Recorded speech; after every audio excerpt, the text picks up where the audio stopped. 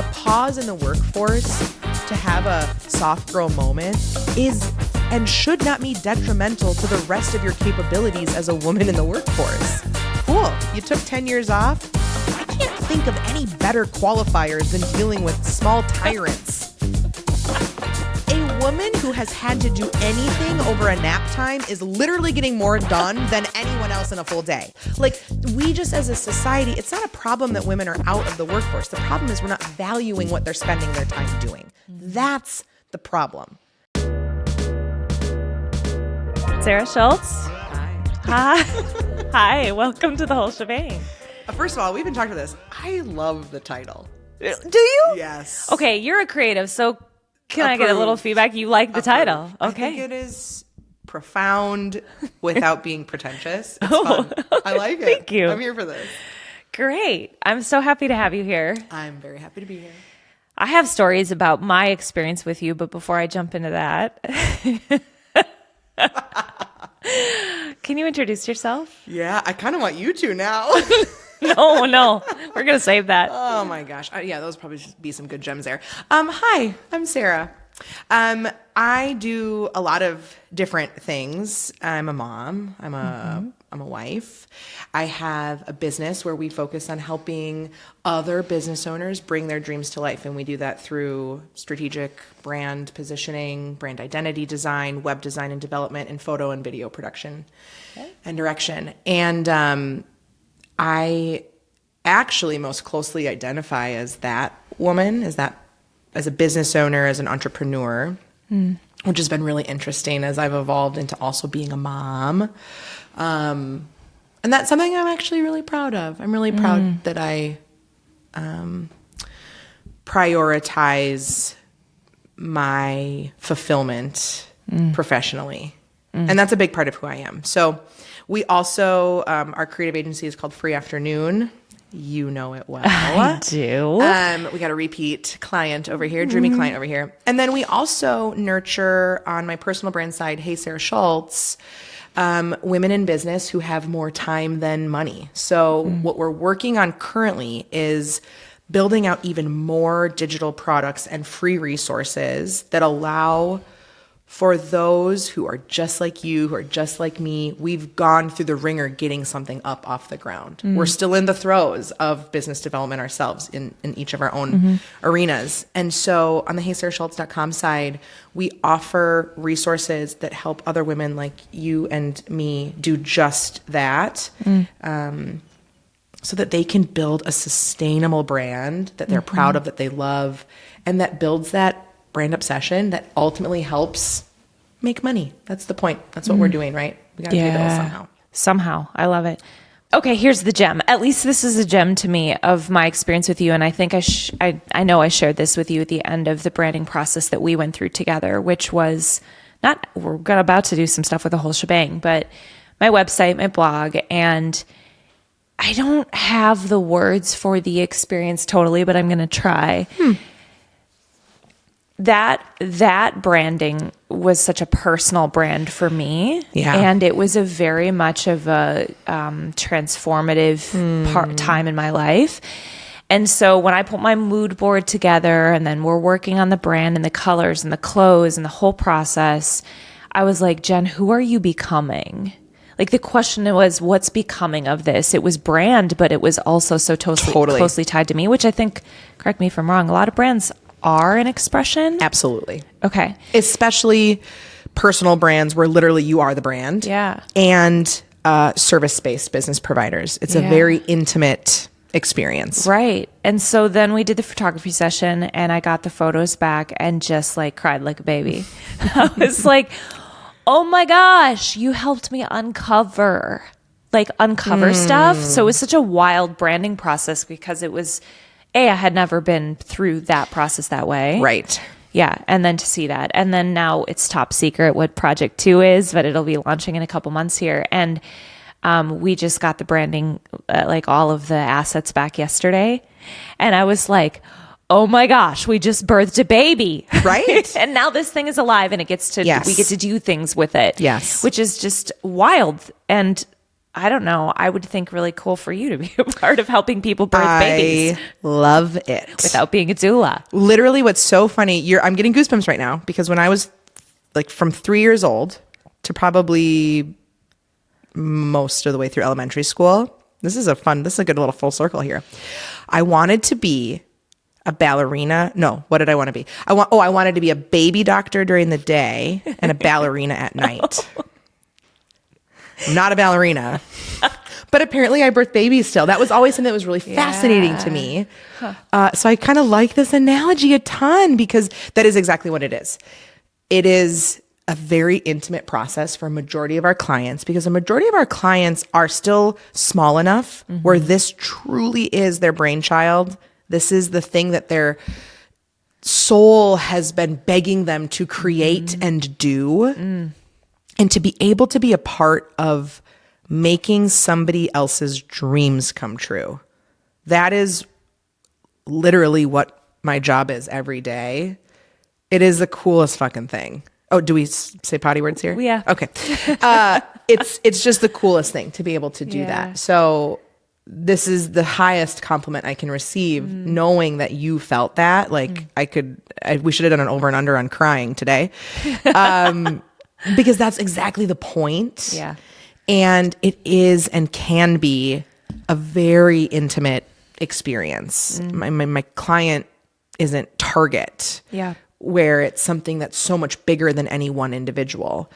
There's a lot more intertwining between our founders and CEOs and the brand that they're trying to build. Yeah. And so creating boundaries between those two beings while also being strategic about how we bring that into the world is a really beautiful dance that I'm so grateful to get to do. I love my job. And you've created this world for yourself. I just want to like pause and note that for the entrepreneurs out there or whomever that is like, I'm doing something I don't want to do. Like you took some leaps. Yes. You have made the way. I made up a job and built a business from nothing to what I wanted it to be to a T. That's amazing. And at any point it didn't feel right, I turned and pivoted until it started to feel like I was getting more yes, this is it. Yes, this feels good. Yes, I want more of this. Yes. And we just started trimming the fat of the nose. And I say that not to, I want to celebrate that, of course. I'm very proud of that. But I say that really because I am not special. Everyone can do this. I just have refused to live in a world where I am spending 80% of my life in something I'm unhappy with, doing something that makes me feel unhappy or unfulfilled. Even neutral isn't good enough for me. Yeah. I want happiness and fun and play and joy. And I will sprint towards that every second I can. It's so encouraging to hear because that's the journey that I'm on. And I think a lot of people are on right now. Maybe. I hope so. But just that little, for me, it's been like little steps along the way every day of looking for, I just posted about the hell yes, like checking in and being like, what feels like yes. Yes. And even if you don't understand why it feels like a yes. Doesn't matter. And so jump towards that yes. Okay. Sprint towards that yes. Yeah. Yes. Yes. How many times? How many ways? Yes. Yes.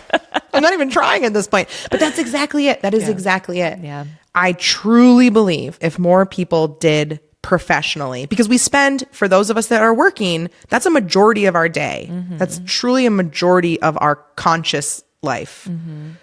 And I don't believe in this, like, I'm Sara at work and then I'm Sara at home. Like, there's not an on and off. It's just, I'm Sara conscious and awake and I'm Sara subconscious and asleep. Like, that's all that's happening in my world. Everything else during the conscious hours are like a blurry line of jumbled life for, 15, whatever, however many hours a day. Yeah. And I truly believe if people could find joy and happiness and how they spend that chunk of time, it's not going to be every minute. Let's not be dumb. Like, I'm not naive. But if we can fill those conscious hours with more peace and joy and play, I truly, to my core, believe the world would be a much more pleasant place. Ugh. Yes. You're Yes. speaking my language. Right? Well, yeah. For all of the reasons. Yes. That's not even that profound of a thought. Like, oh yeah, of course. If more people were happy, the world would be happier. Duh. But I don't just think people feel like trapped. I don't know if they feel trapped or stuck or what it is. And then it's hard to take those first steps to get unstuck. It's scary as hell. Yeah. It's wildly not terrifying. easy to do what you've done. And I will 100% honor, I had privilege in my husband held our insurance. So it was okay that I wasn't insured because my husband had health insurance for me. And I have family support that I knew if, oh shit, this isn't working and we got in a precarious situation, I knew that there would be other means and safety net. And I also knew that I was going to figure it out. Yeah. I never doubted that 1 second. Where did that belief come from? I think I came this way. Honestly, I wish I had a better answer. I don't remember, even when it does not make sense, I do not remember feeling incapable. I think there were plenty of times where I had low self-confidence or I was concerned about how I looked or what I was doing. Right? That's very normal. And I still had this drive and deep belief in myself. And I think my curiosity as to what that was has really helped support me in my business journey. It's great that you just had the self-awareness of that. Like, oh, what is this confidence and where is this leading me? I think people that have known me from my earliest stages would probably agree with that. And then, of course, that gets nurtured. I'm not going to pretend, right? My parents were very encouraging and supportive of literally anything I wanted to go and do and explore. And so that, of course, has helped solidify that attitude in me. But I grew up on a stage. I was a ballerina. I mean, I literally was not a ballerina, but I danced and I was a performer and I was in front of people and I felt amazing doing that.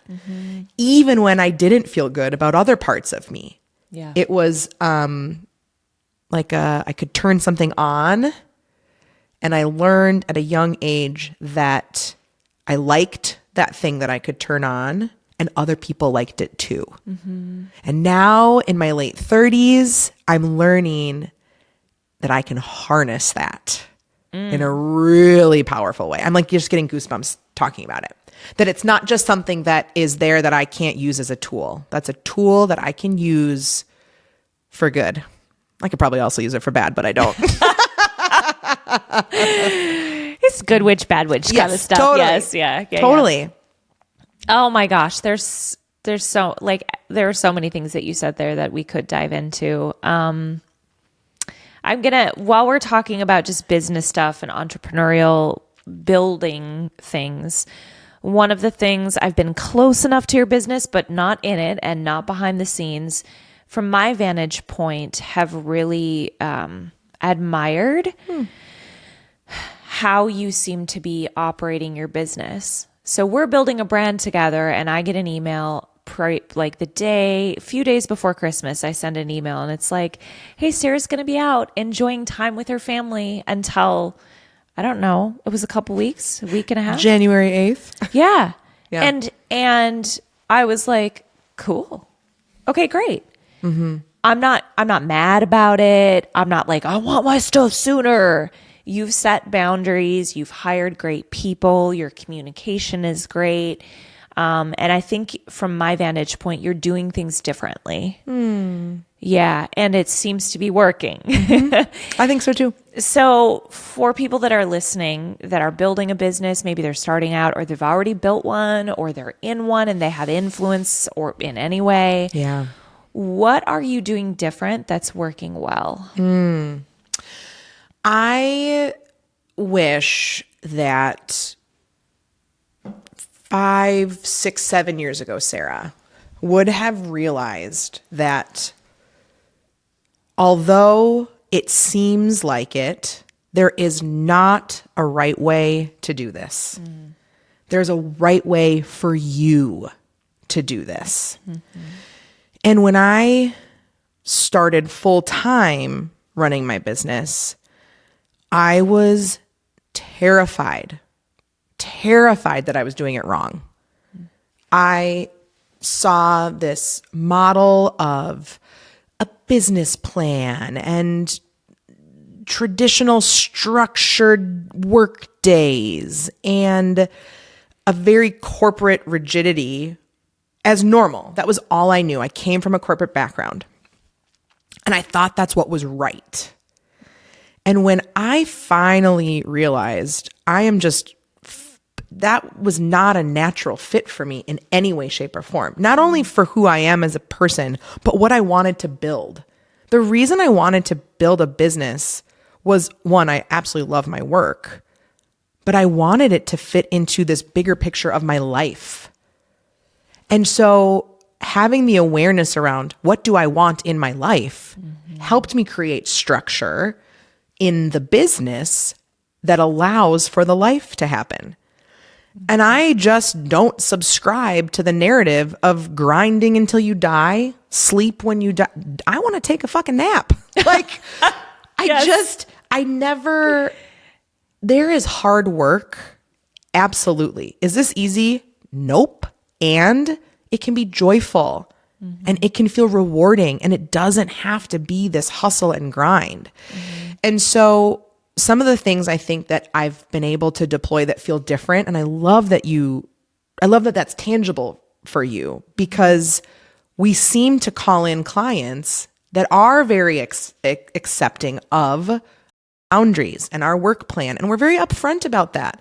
When I say end of day, I mean 11:59 p.m. I don't mean 5 p.m. Why? Because I might want to go pick up my kid early and go to the park. Yeah. And I can do that and do my job successfully. I don't want to sit at the park with my laptop. I want space to be with my family or with myself. And I want space to be in my business and with my team and my clients. And I want to define all of that. So really focusing on what I wanted in life, flexibility, freedom, shaped everything about the business. Who I hired, the support I needed to make it happen, what services we offer, because all of those things needed to be in full alignment with the life that I wanted to live and the life that I wanted to build. And it's working. Yes, it is. It's working. And that's I just wish that especially women in business who already statistically have a harder hill to climb, I want all of us to realize we can write the rules how we want to write the rules. And it's totally cool if it looks different than somebody else's model. There is no one size fits all. Yeah. I was just talking to a room full of people the other day, but then there was a couple of moms that came up. We were talking about limited thinking and unlimited thinking. Yes. And this idea that unlimited thinking is where you understand that two ideals can coexist. Yes. And limited thinking is this or that type of thinking. And so it's like, well, I can either be a really engaged mom or I can have a successful business, which is limited thinking. And it seems so basic to say, no, I can have both. So, but I have to take the lid off my creative thinking to think about what could this look like? Yeah. Does it mean I'm wrapping up a project at 9:30 at night in my robe because I can, and I can be at my kids' play, and I can, but it requires the ability to think differently. Yes? Yes, Yeah. 1,000%. Well, and it's just been very ingrained in us through a capitalistic society where hustle and hard work and a 40-hour work week starting at 8 and ending at 5 and this lunch break at noon, that was a model that we thought equaled success. And it's the most common model that we see. I grew up with parents that left in the morning and came back in the evening, and it was like highly structured like that. And that doesn't have to be how it works. The pandemic showed us a lot of that. which I think is a silver lining of a terrible situation that I swear we're all having repressed feelings about. And in like 20 years, we're going to have like collective acne all of a sudden as we're like processing the trauma that was happening. A global world ending pandemic, it seemed. That was a shocking experience. But it taught us, I think, a lot about how businesses can operate successfully in a very different model. And I think that's a fantastic learning. And I hope as entrepreneurs who have nimble teams, there's 8 of us on my team. We can be as flexible as we want to be. This isn't like a 5,000 person brand. I also don't want it to be. Why don't I want it to be that? Because that doesn't fit in with what I'm trying to build for my life. Okay, so you've got a team of 8 and there's a lot of flexibility and it doesn't have to be rigid. And you have standards. You're deploying assets you have a standard that's high. I see the product. I know that to be true. How do you hold them to the standard? How do you set the expectations? What are some practical kind of things for people that are running a business or a team right now that you could help show where the boundaries might be? I think the first thing that I accepted right away, which has helped with this success, was good people are worth every penny. I have never said no to somebody asking for more money on my team. I also need to be realistic about expenses. But what I found was my willingness to invest in the highly talented humans that I have working with me meant I could completely remove myself from parts of the business that let me focus on growth activities, being here with you today. Somebody's going to listen to this and they're going to say, oh, I want to go check out Free Afternoon, or, oh, I want to go check out Hey, Sara Schultz. That will likely turn into some sort of amazing new client coming into our world, which is exciting for me because I love what I do. And also it pays the bills. Yeah. So my team is expensive, and that buys me so many wonderful things beyond having an incredible end product for our clients. I can trust them. I don't have to follow up. I'm not managing and micromanaging their tasks. Okay. Here's the point. Yeah. It's almost like I don't have to set a bunch of rules and boundaries. It seems so basic, but when you hire the right people, you say, here's the end product we're looking for. Correct me if I'm wrong. Here's the deadline. Yeah. Go get it. Go. And they do, and they nail it every time. The team is fantastic. Absolutely fantastic. And again, you touched on self-awareness. It's something I talk about a lot, is I knew what I was good at, and I knew what I wasn't good at. And the shit I wasn't good at was the stuff that wasn't getting done. So before I brought on Tiff, who manages all of our operations, and at that time did communication too with our clients and managed my calendar and my emails, like that's the reason we have good communication. And it's not because I am a good, strong communicator, but the process behind those check-ins, those touch points, my brain doesn't do that. My brain wants to color. My brain wants to create. So instead of fighting that, this is very much like a strengths finder model. Soar with your strengths. Let's not try to get better at the shit you're bad at. Fuck that. Move on. Move on. Get great at the stuff you're good at. And then find a solution that's not you, probably, to do the stuff that you're not good at. And that was ultimately how I started hiring. Was I've got gaps. Oh, I know them. They're bright and they're bold. And not only was that probably painful from a client standpoint, but that was very painful for me. And that pain set the red flag of this isn't sustainable. And I'm building something that's sustainable. I'm not just hopping on this trend train. I'm going to be here for a while. So I knew I needed to solve for these foundational issues as soon as it was feasible. And it wasn't day one. I didn't have cash flow for that to happen day one. But I would say confidently 9 out of my 10 hires I hired before that cash was ready. And the second they came, that cash did too. Isn't that wild? Oh, it's so wild. I don't look before I leap. I'm like, let's leap and we're going to figure it out as we go. There will be a branch, an umbrella will show up and I'll hold on to it. A parachute will appear. Like making and trusting yourself to take big leaps has never, ever resulted in a crash burn. I've landed the plane every time. Sometimes it's been bumpy. And that's okay. And that's going to happen. But then guess what? I land better the next time. So I think just some awareness around like, hey, what are you great at and what are you not great at? And go with it. Go with it. And the people that are worth it, pay them well and realize that, you know, it's going to make everything else easier. Yeah. Money isn't our only currency. Oh my gosh. So yes. I think people have a lot of money fear and then they're like, oh, I can't do that. You could probably find an incredible VA for like $15 an hour to start taking some shit off your plate. Yes. And I think it's money fear. And I think what I see a lot is the control thing. Like, I'm a control freak and nobody can do it like I can. And I'm like, yeah, but you're not. You're also not good at everything. You are shitty at these parts. So just, you've spent the last 5-10 years not doing this stuff. You might as well just hire it out where you can. You got it. Yeah. And what a like cute concept to think that we're the best at all of the things that we do. It's so cute. It's adorbs. Nope, that's not true. So adorable. Okay, I'm gonna go back to and I'll surprise you maybe with a little bit of a topic of conversation that I think this is going to be interesting. Cool. We'll see where it goes. Okay. For it.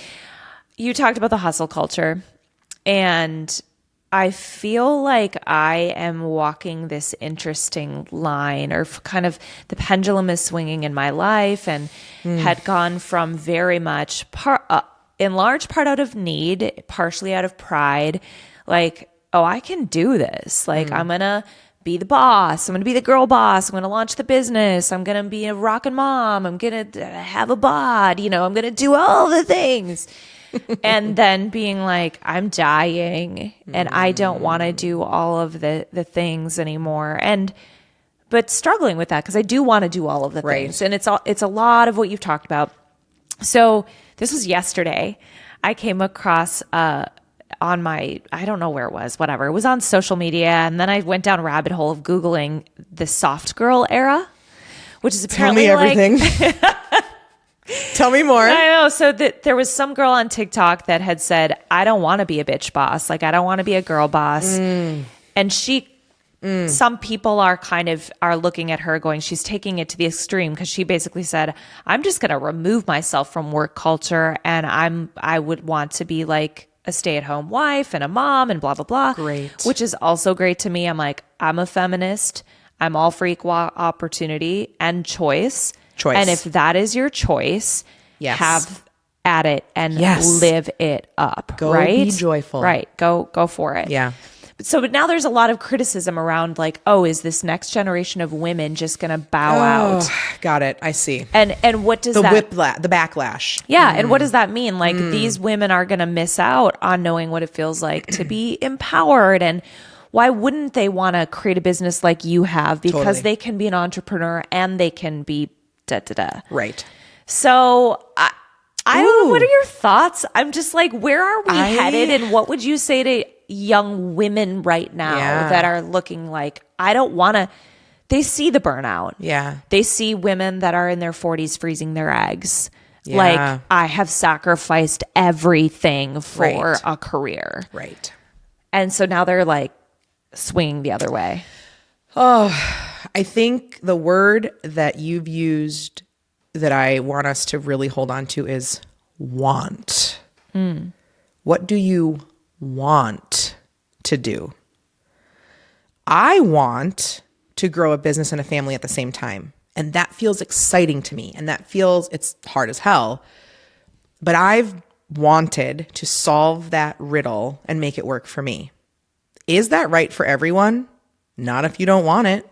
If you don't want that, you should not do that. If you want to go stay at home with your babies or just stay at home, find a way to make that happen and find purpose where your soul is excited and have intention and go and do whatever that is. I think I'm with you, or I'm maybe I'll speak for myself. I fiercely am like, hey, it really fucking annoys me that there's a bunch of white men in charge at every place we look, every corner we look. They hold the money. They hold the seats in the C-suite. They hold the highest powers of office in the entire world. That pisses me off because I don't think it's working.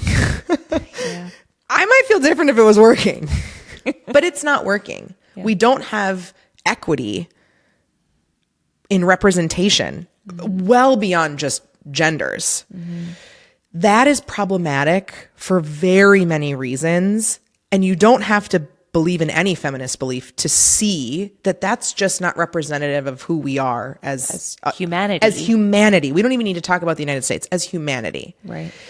And our systems and our structures have all been built to support that. It's a patriarchal society. We can't argue with that. That's just truth. And when you think about who's in the meetings making the decisions, it is, of course, we won't even fault them for this. Of course, they're building something that makes sense for them. Why wouldn't you? You don't have any other opinions in the room to help you decide differently. Yeah. That is a problem. And that's a problem we have to fix. And so, yeah, I personally do feel like I want to go find my way to that power. I want to go find my way to that money.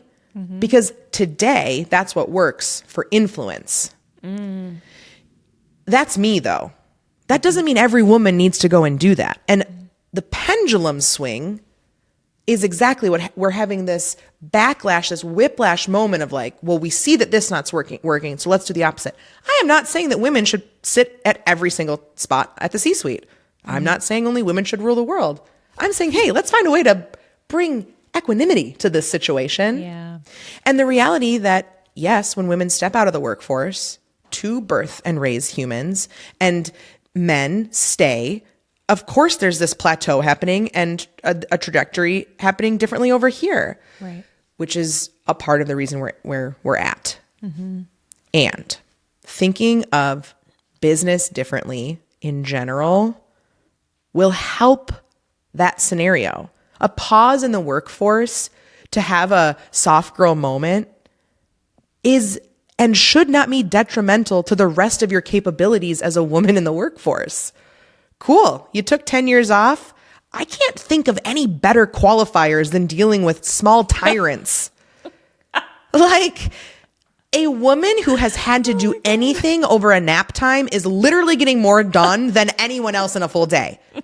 It's just out of sheer pressure cooker necessity. You have to solve for shit in a really small amount of time. You're juggling a lot of balls. Like, we just as a society, it's not a problem that women are out of the workforce. The problem is we're not valuing what they're spending their time doing. That's the problem. And that's not valued because they're not at those decision-making tables to say how important this work is. And frankly, dad isn't there to see it because he's at the office. So it's this really sticky mess that has turned into, I think, a convoluted conversation around how to solve it. And it's not just kill the men and make the women in charge. Right. There are days where I do want to do that. But I'm raising little boys. Yeah. And that is complicated to me. Because I am this fierce, like, what the fuck is happening? Yeah. Why are we still having these stupid conversations? Why is this clown getting to prance around and rule the fucking world? None of this stuff is making sense to me. But the conversation isn't, hey, bud, you should do nothing with your life to save a spot for a woman. That's not the answer. Right. The answer is, you go do what you want to do and how you can soar. And I also want you to work hard and I want you to cry and I want you to have emotions and I want you to celebrate others' wins.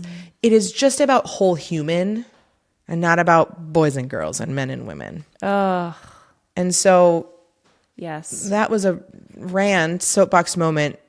But let's bring it back to soft girl. What I love about soft girl era. Okay. What I love about this is, to me, it's prioritizing that whole humanness. I can't operate like this 24/7. I need to go take a nap. I need to unplug. I need to rest. And for whatever reason, we have limiting beliefs that say it's one or the other. Yeah. It doesn't, the girl boss era is getting shit because it was misallocated as just like hustle, hustle, hustle, only hustle. It's like, no, let's go be a girl boss and be a soft girl. It's like we've forgotten to have openness to the dynamic experience of humans. That's what's wild to me. Right? Yes. So this like, we're going to keep ping-ponging this damn pendulum back and forth until we realize, oh, I can be a boss and a soft girl and a mom if that's what I want to do. Yeah. I feel like that's been the challenge of this path that I've gone down, and even how to communicate it. And here's the podcast. It's like, how do I communicate? Because I feel like when I talk about the soft girl era things, there's always but we can't forget about structure and rules. And I'm like, I know. Yes, we've been preaching that so hard and living that so hard in our society for centuries that for me to put a light on the softer side of things is just, to me, it's like, okay, let's also focus on it is an and, but I don't want to have to say every time. I know this and this. I know. But whatever, I'm going to, because it is important. And I and you are an example of that. There are days when I am hustling. There are definitely times I need structure. And right? And yes. It's what makes this hard is I think the easiest way for humans to comprehend is this or that, black or white, yes or no. Mm-hmm. And that is where limiting beliefs come from. And that's just not true. Mm-hmm. There is a wild spectrum of gray that gets completely eliminated and we don't get to explore the benefit of when we say, I have to be a girl boss or a soft girl. And that's just not true. Yeah. That's just not true. Go do both. Turns out we can be everything. Literally. How many design reviews did you see with a camera on versus how many design reviews did you see with the camera off? Yeah. I was soft girl momenting those camera off design reviews. I was in some sort of robe with my hair on top of my head and maybe a face mask on, and I had a creative burst, and I'm like, I can do both. Yes. If that's what I want to do. Mm-hmm. Left turn. You ready? I'm ready for it. Creative burst. You just said I had a creative burst. I would love, because this is to me part of the softer side that I think intuition and creativity gets blocked out in the name of whatever, structure, hitting a goal, hitting a metric, focusing on widgets, whatever it is that we have tapped this part of our lives out in our work, but also in our life. And so when we don't even know what a creative burst feels like. Right. And in my opinion, everybody has that in them. Their creative burst might be designing new software. It might be putting together a spreadsheet. It can look more logical, but it's still creation. Yes. Okay. Yes. And so I want to hear from you out of curiosity. And then maybe if you think of a lens of like, if you were talking to somebody who didn't view themselves as creative, but what is your creative process like? And let's start there. We'll start there. I love this question. And I think it ties back to this, like what we were just talking about, because my creative process is highly intuitively based. And that is something that is extremely hard to articulate to somebody who doesn't understand that is real. So my whole life, I knew I was always creative when you think of basic creativity or typical creativity, let's say. So my creativity always looked like literally coloring, crafting, scrapbooking, stamps, creating from nothing to something. I've loved that and appreciated that. That has been nurtured in me my entire life. And logic and numbers and systems were always quite foreign to me. And I naturally didn't, feel called to give a shit about any of those things. And, so I knew that I was going to be in a creative space. I took creative classes in high school. I went to art school before I went to design school. And the structure of formal university teaching needs to be just that, structured. And a challenge I always felt was being asked, show your creative process. Show me your sketchbook. What sketchbook?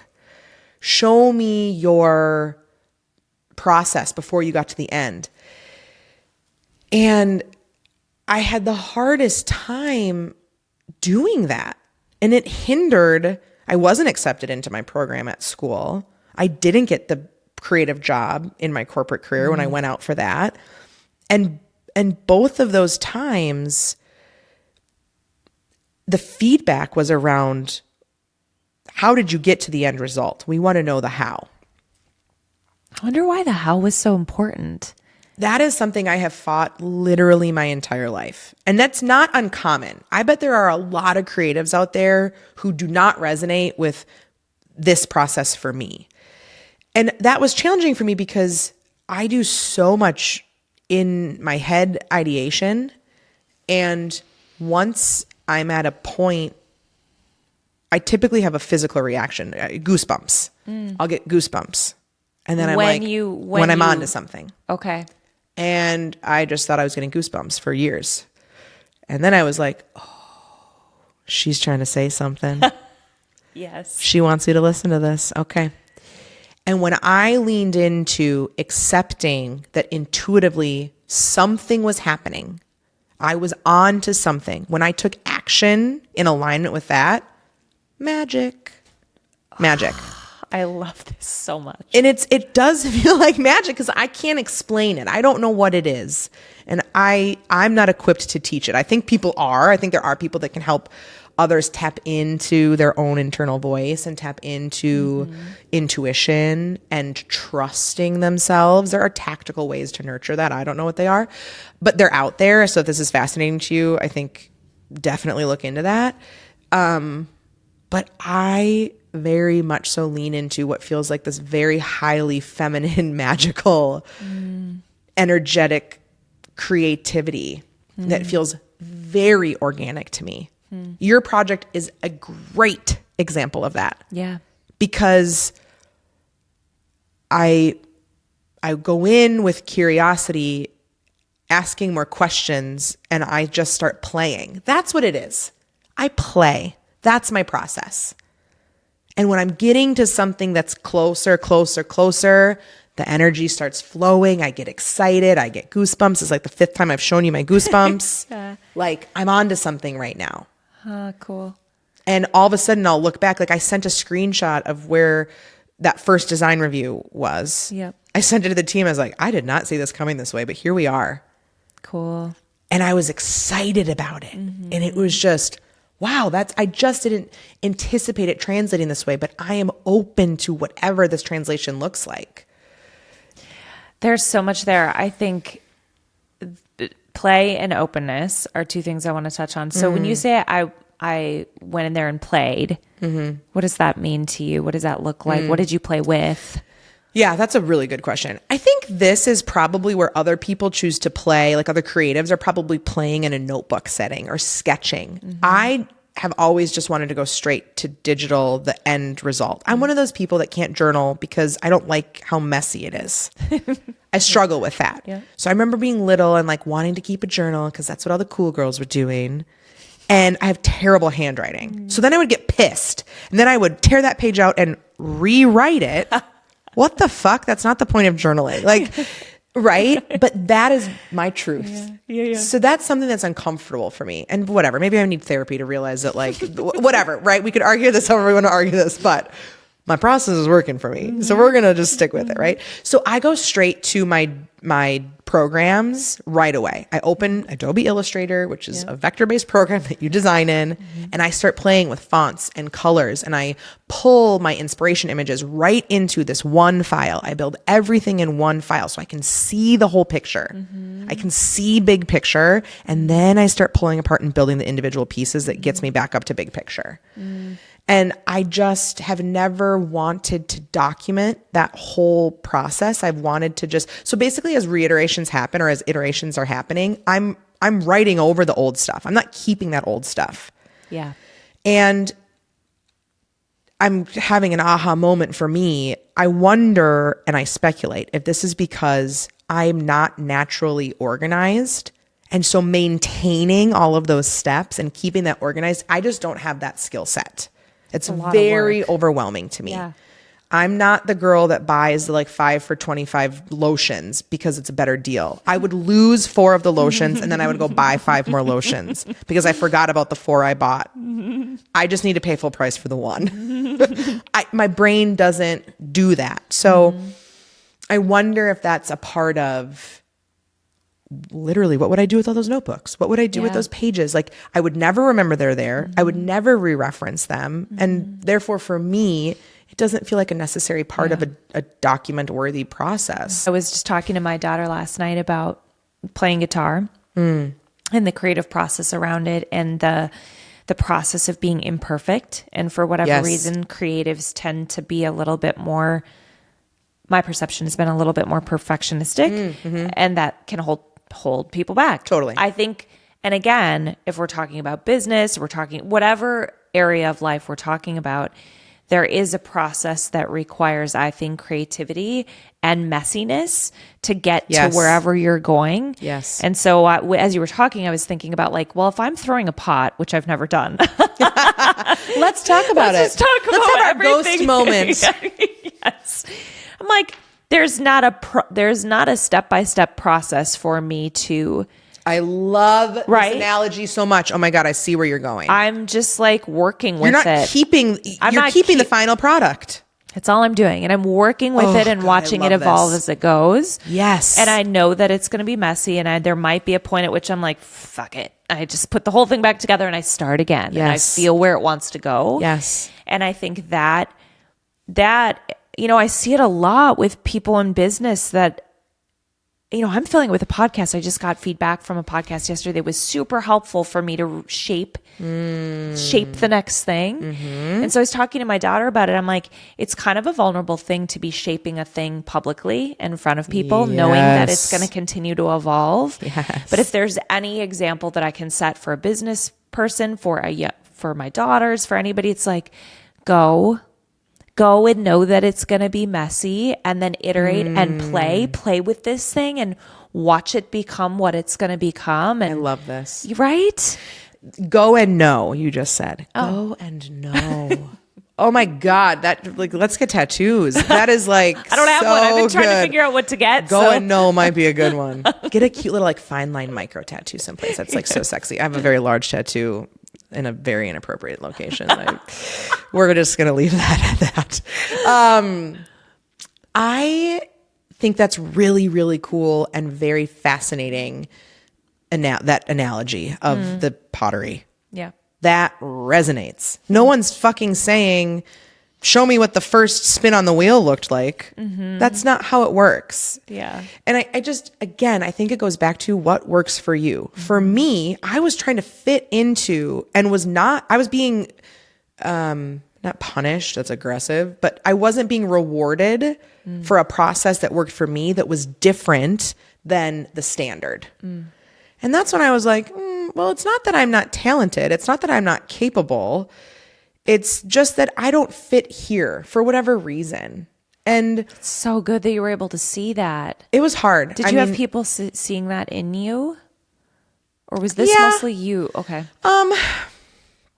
I think probably a little bit of both. Yeah. I mean, I got the letter that I didn't get accepted into the program at school, and I lost my mind. I collapsed onto the ground. I couldn't breathe. It was like a full-on dramatic experience. It was very visceral. I was extremely upset. I was very embarrassed. Every one of my classmates knew who's getting in and who's not getting in. That was really, really challenging. And one of the, of course, greatest things that's ever happened to me. Yeah. I would have learned, at that time it was the interior design program. I don't know if you noticed this, I'm not an interior designer. Yeah. And I love design, but I think that wouldn't have been it for me. And so I'm very grateful that I was forced to pivot in a way I would never have chosen, probably. What's that kitschy phrase that's like when you hit a roadblock, it's to redirection or something like that? Literally, I mean, whatever that one is, that's it. And it was an absolute fantastic gift to have been forced to pivot. I'm a high achiever and I like succeeding. And so failing in that moment felt like that. Oh, you are just a fucking utter failure. And just kidding. That's not at all what it was. It was a nudge in a better direction for me. Yeah. And that's fantastic. And same when I applied for a job at the corporate, where I was for corporate in the design area. What is so fascinating to me coming out of that experience was, again, it was like, hey, in this portfolio, we're not seeing any of your process to get to the end result. Okay, fair, whatever, didn't get the job. What I had produced in that, I should go and find it. I had no clue what was going to be hitting the shelves. No clue. That wasn't what my job was at the time. So I just innovated these concepts for this like home trend run. The next 3 seasons were featuring things that I had included in that design. Wow. They didn't take them from me. Those things were already in the works. That's not what I'm saying. But I was on to something. I wasn't wrong. I wasn't off base in, hey, these are things that are going to be trend focused, or hey, these are, intuitively what needed to be created in that moment was the right answer. It was the path, though, that was not celebrated as to how I got to those things. And whatever, in a large conglomerate, like there needs to be structure again, right? We started talking about university. There needs to be structure. That's how it works. And that's when I knew, okay, that's not for me. And I can go find something that is going to be for me, that will work for me, and that I can feel really excited and good about doing. So good. For whatever reason, as you're talking, part of what's coming to mind is you and I are in positions of leadership, ownership, whatever you want to call it, influence. Yeah. And there are a lot of people listening that are. And just to pause and ask yourself, like, out of all the people that I get to be around, that are in my world, that I'm in their world, how many of them aren't doing things the way that we think they should be done? Right. And where am I missing their magic? Yes. Like what am I missing because I'm looking for a certain structure, a certain way? And then what might I be able to like pull out of other people? I just think it's because especially as you grow a business, it's like, okay, yep, there does need to be structure, and all of a sudden something's standing outside of that and you're trying to fit it in there, which is not always advantageous. So I don't know. I think just a pause on that. But it reminds me of raising young kids, where it's super easy to say, this is right and this is wrong. Yeah. That's the simplest thing to tell a child. They're little sweet brains. But what you're missing in that type of conversation is that spectrum of gray where there are other possibilities. Yeah. Like, we'll correct how a kid pours water because, oh no, hold it from the handle. Well, like, could you get the water out of the vessel if you hold it this way? Actually, yeah, you can. Yeah. And so I think oftentimes we're just used to, well, it needs to be done the right way. And there is one right way to do that. And that ties again back to this theme that's kind of woven through our time together today is there's more than just this or that. There's and. Yeah. And lives here. It's like the improv yes and. I'm just going to say, I'm like, this is it. Yes, this is improv. You say yes and. The but doesn't need to be a part of the story. Yes and. Yeah. Yes and. And also hell yeses. Oh, yeah. We say fuck yes at my house, but yeah. My kids don't. They shouldn't. Maybe I need to stop, but. But okay. Okay. We're nearing the end of our time. I'm trying to decide which question to ask you.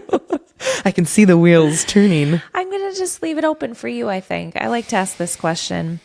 What's on your heart and mind that you want people to hear or that you feel compelled to share? One of the things that I hear, most of our clients are women.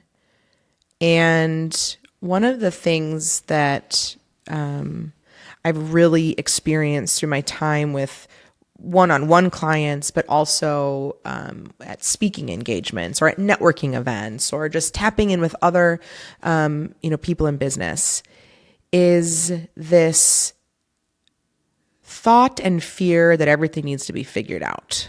And I think that's where we get super stuck. Well, one, we literally get stuck and then we don't launch our things.